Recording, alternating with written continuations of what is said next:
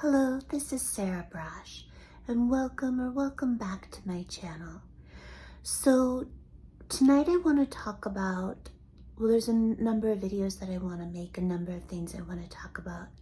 But in this video, I want to talk specifically about the horrifying tragedies, the mass shootings in Buffalo, New York, and also in Texas. And in Texas, it was at the elementary school, and I believe there were 19 children that were murdered, and it's absolutely horrifying. These are horrifying tragedies, and my heart just breaks for all of those families that lost their children, and for all of the families in Buffalo, New York, who lost their loved ones. Now, what I want to talk about is how horrifying I think it is that pretty much across the board, all of the woke KKK monsters of Twitter have decided that this is an opportune moment for them to exploit these tragedies to assert themselves as moral authorities. These woke KKK monsters of Twitter seem to actually believe that they're in a position to assert themselves as moral authorities, to pontificate their asinine and racist and evil thoughts about these tragedies, these mass shootings that have taken place recently. The one in Buffalo, New York, was perpetrated by a young man named Peyton Gendron, who seems to have been a white supremacist, seems to have been motivated by racial hatred, racial animus, and also seems to have been motivated by a particular racist, white supremacist ideology called the replacement theory, or the great white replacement theory. So he seems to believe that, right, he's feels an incredible dread and angst about the prospect of white people no longer being a majority, particularly in the US. So, and then the one in Texas, it isn't clear. It seems like perhaps this is one where mental illness perhaps played the greatest part in motivating the killer, who went to this elementary school and killed elementary school aged children. And it's just absolutely horrifying. It's absolutely horrifying. But I am also horrified, absolutely horrified, by the behavior of the woke KKK monsters, particularly on Twitter. I'm absolutely horrified by the behavior of Roxane Gay. I'm horrified by this ridiculous, asinine, racist, evil piece that she just wrote in the New York Times. So Roxane Gay apparently takes herself to be some kind of moral exemplar, takes herself to be some kind of moral authority, and is exploiting this tragedy to assert herself as such, to assert herself as a moral authority, to assume this moral authority. And of course, she's doing this for one reason, and for one reason only, which is why she does anything and everything, which is to make moral outrage industry money. That is all she cares about. She doesn't care about anything else. How do I know this? Well, I know this because she participated in the witch hunt at Yale. She was extremely well rewarded by Yale University President Peter Salovey, for helping them try to get me killed, particularly in the New York Times, but also on Twitter. So Roxane Gay was perfectly happy to destroy the Living While Black movement, to exploit the shootings and killings of Black men and boys, including by the police, including Ahmaud Arbery, including, George Floyd. just including Dante Wright, including Adam Toledo. Like, she has no shame. She has no moral compunction at all. She was very happy to help Yale destroy me and almost get me killed. And so this is someone who's just, she is a moral failure. She is the antithesis of a moral exemplar, the antithesis of a moral authority. She has no authority to pontificate or expound on these tragedies, these mass shootings in Buffalo, New York, and in Texas. And the same goes for all of the rest of the woke KKK monsters. The same goes for Campbell law professor Sean Fields, who's just about to publish with Cambridge University Press another Living While Black race hoax, death threat, race baiting dystopian fantasy book about me, to get me killed, to destroy me, to drive me to suicide, to exploit the destruction of my life, to destroy what's left of my real life for Black trauma, moral outrage, and industry money. He couldn't care less that he's destroying and driving to suicide an obviously innocent, entirely innocent human and civil rights attorney and activist. He couldn't care less. He's evil, he's despicable, he's horrifying. And of course, he is also exploiting these tragedies, exploiting the mass shooting that was perpetrated by a white supremacist in Buffalo, New York, exploiting the tragedy in Texas at the elementary school. And they just, and they're all doing this. Josie Duffy Rice is doing this. Tressie McMillan Cottom is doing this. All of the usual suspects, all of the woke KKK monsters, they are squeeing over another mass shooting. They're thrilled that there's another mass shooting so that they can exploit this tragedy for more moral outrage industry money, for more Black trauma, moral outrage industry money. So they are evil. And I'm just not going to let them get away with it. I'm just not going to let them get away with doing this again. I'm not going to let them get away with doing this again. And I'm calling them out for it. And, and I'm not going to let them get away with this. I'm not going to let them get away with this. So they're going to face some accountability for their behavior and how horrifying and despicable they are and their inhumanity. They need to stop. They need to stop, and they need to do some real soul searching, and they need to pray to God, and they need to get right.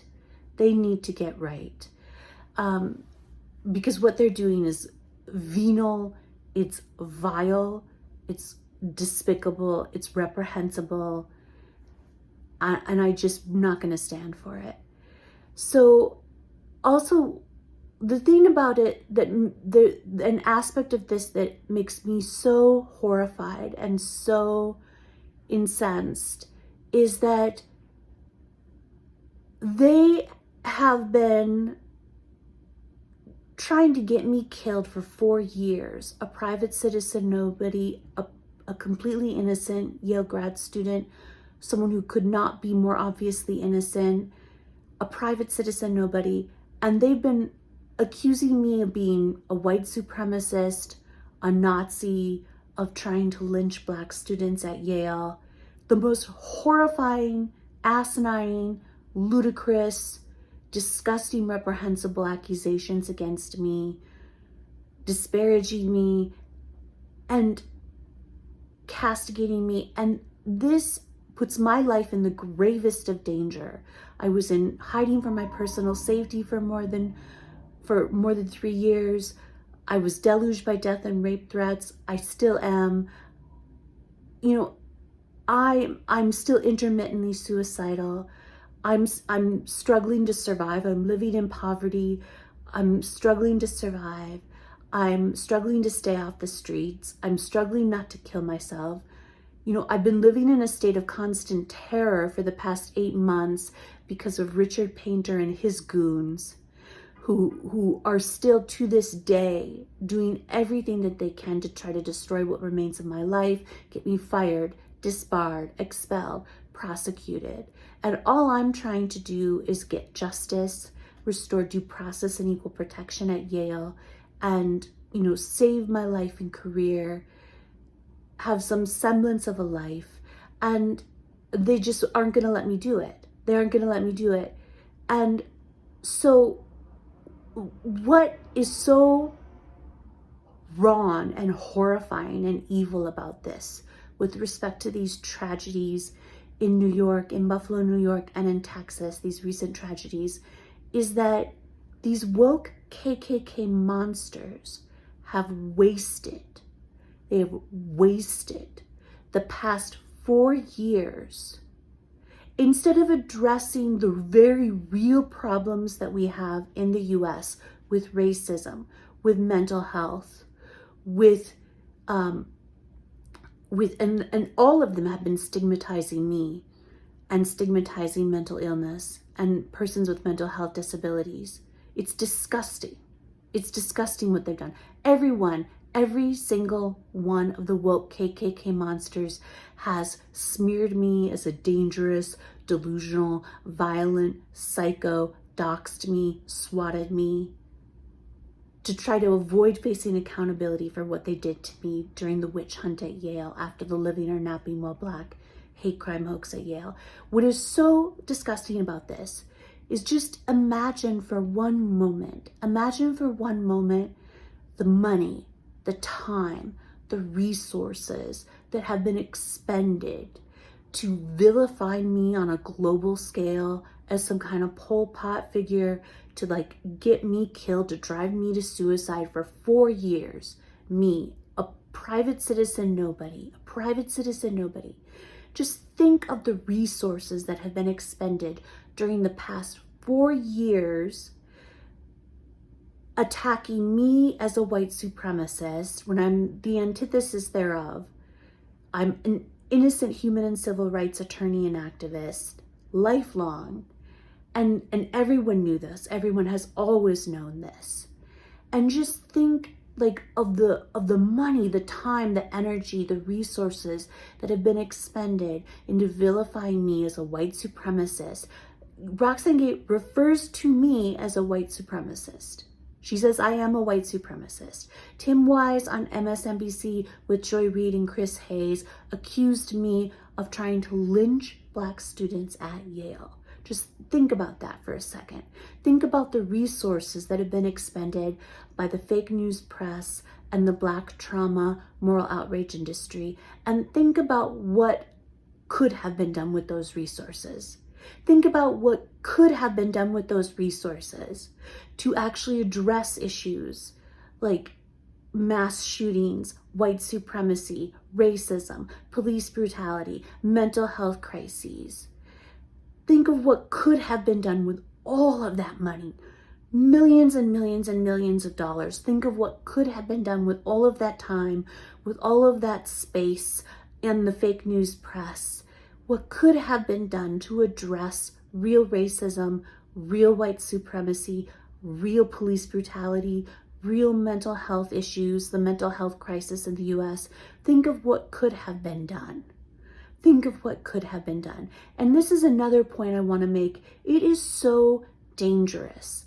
If you are going to take an obvious hate crime hoax, like Living or Napping While Black at Yale, and you are going to take its victim, me, who is an obvious lifelong human and civil rights attorney.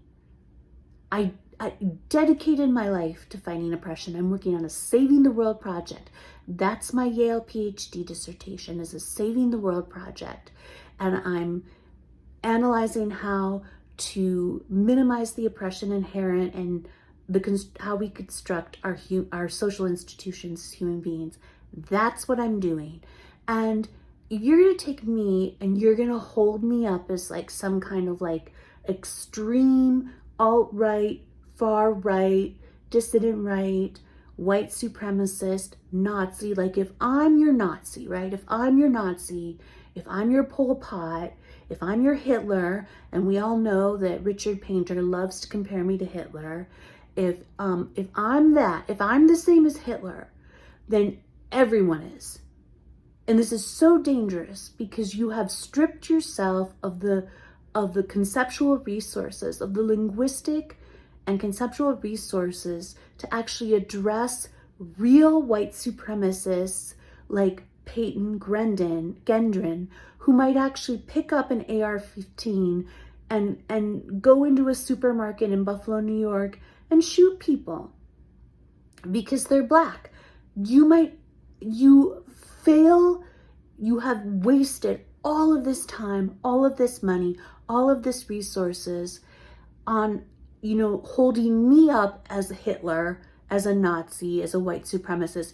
If Roxane Gay honestly thinks I'm a white supremacist, then everyone is a white supremacist, and the term has lost all meaning, and we now do not have the conceptual resources to address real white supremacists who pose an actual danger to society, like the Peyton Gendrons, who might actually, try to hurt people, kill people, shoot people because they're Black.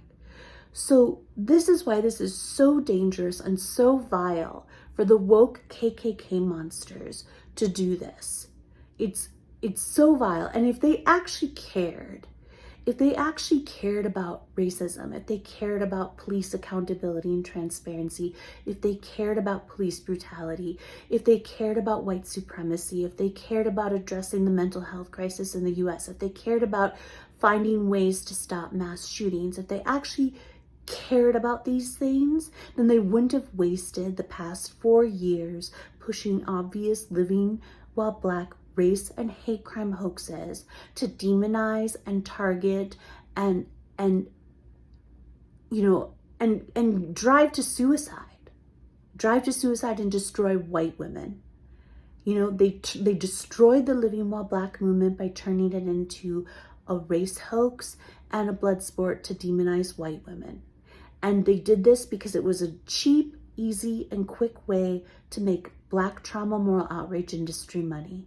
And they didn't care who they got killed, and they didn't care who they hurt, as long as they were making that Black trauma moral outrage industry money hand over fist. And this is the entire fake news press has done this. The entire moral outrage industry has done this.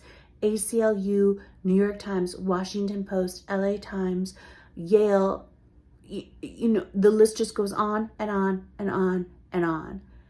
And that's why I'm so upset about what they're doing right now. That's why I'm so upset. If they actually cared, think of what they could have been doing during the past 4 years so that the mass shooting in Buffalo, New York wouldn't have taken place. Think of what they could have been doing during the last 4 years, actually addressing these issues, these societal problems, severe societal problems that we have in the US. Think of what they could have been doing during the past 4 years to address these problems, but it was so much easier. It was so much easier to vilify me and Amy Cooper on a global scale that we're some kind of genocidal villains. It's so much easier to do that, to make cheap and quick and easy Black trauma moral outrage industry money than it's actual work. I want to let all of the woke KKK monsters know that actually addressing societal problems, real societal problems, actually takes work. And I know none of you have any interest in actually doing that work. The only thing you have an interest in doing is patting yourselves on the back and writing puff pieces for the New York Times talking about how great and awesome you are and that you're some kind of moral authority who's in a position to pontificate to others. And I'm not going to stand for it because you're evil. You're evil and you're a part of the problem. You're a part of the problem. You are the problem. And I'm going to stop there because I don't want this video to get too long, but I love you all so much. I will have my fundraising links below so that you can donate to my legal fund so that I can restore due process and equal protection at Yale, so that I can stop woke KKK cancel culture and the fake news press and trial by Twitter without due process, and stop the Black trauma moral outrage industry. Okay, I love you all so much. I'll talk to you later.